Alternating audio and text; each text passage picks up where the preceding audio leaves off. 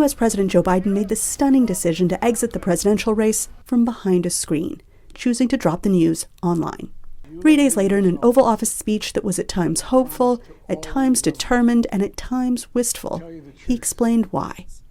Biden spoke of his 5 decades in public office, touted his presidential record of domestic and political achievements, but then called for energetic new leadership to face tomorrow's challenges. But nothing can come in the way of saving our democracy. That includes personal ambition.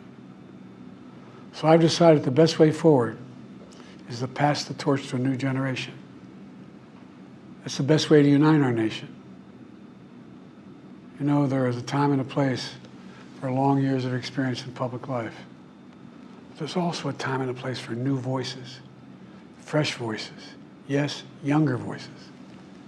And that time and place is now. Biden also thanked Vice President Kamala Harris, who was taken to the campaign trail with his endorsement and enough delegate pledges to net the nomination. He described her as experienced, tough, and capable, but added, "The choice is up to you." He did not name-check the Republican in the race, but analysts say Biden's stark warnings all point to one man. He talked about polarization. He talked about violence and political violence. Those are all things that harken back to Donald Trump and his presidency. He talked about the threats facing the nation when he first took office, January 2021. And so that was certainly about Donald Trump.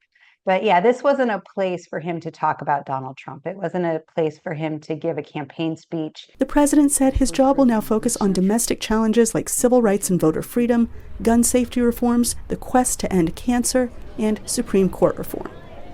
He also cited myriad challenges the U.S. faces abroad, with wars raging in Gaza and Ukraine, and China becoming more emboldened in the Indo-Pacific. These foreign fires, analysts say, are likely to burn in the minds of concerned voters. That's really the concern I think people will have, is how does a lame duck president deal with foreign policy crises? We'll find out Thursday when Israeli Prime Minister Benjamin Netanyahu visits the White House. The Israeli leader is also holding 2 other meetings while in the U.S., with Harris and Trump.